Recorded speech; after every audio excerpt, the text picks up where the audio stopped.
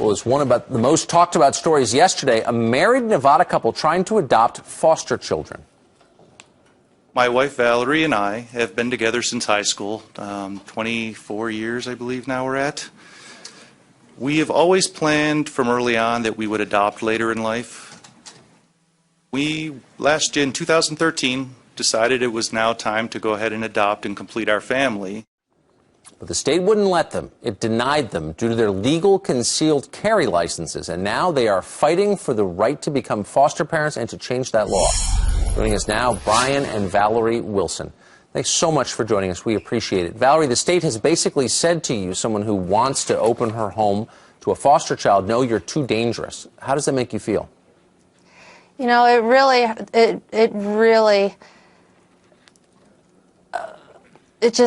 it's heartbreaking because all these children are suffering not suffering, but they're in these institutional type homes. They should be in homes with families that love them and that care for them, can help them do homework. I mean, it's really just heartbreaking that these kids aren't getting the families that they deserve. So, Brian, this rule seems like it would prevent, and in your case is preventing, decent people from becoming foster parents.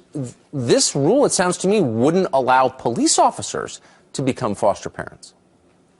Well, it sort of is like that. The way the rule's written is, even if you're a police officer, obviously you can carry your firearm when you're at work, but they won't let them carry a firearm when they're off duty even. So they have problems if they've got to give their foster child a ride to school or pick them up from band practice.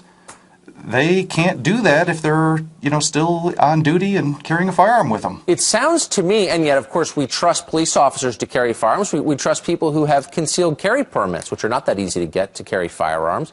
This sounds to me like an ideological statement on the part of the rule makers here. They just don't like guns, and they're making that statement. Is that your take? That's exactly my take on it. I mean, we're talking about law-abiding people here, people that have had background checks, they've gone through a training, they lawfully carry a firearm, they know how to be safe with it.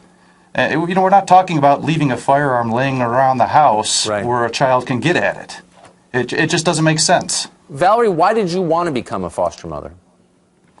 You know, I want to help some of these children that don't have the luxury of a family to love them. Everyone deserves to be loved and cared for, and so do these children. And we can afford to do it. We've been blessed, and it's the right thing to do. What a kind impulse. Brian, why do you have a concealed carry permit? It started many, many years ago when we were young and, first together. We were the victims of an attempted home invasion. At that time, we lived in New York. You couldn't own a firearm without a permit. And we realized then that, good things can happen or bad things can happen to good people at any time, and you need to be responsible for your own safety. Amen. Valerie and Brian Wilson, thanks so much for joining us this morning. Thank you for having us. And thank you very much.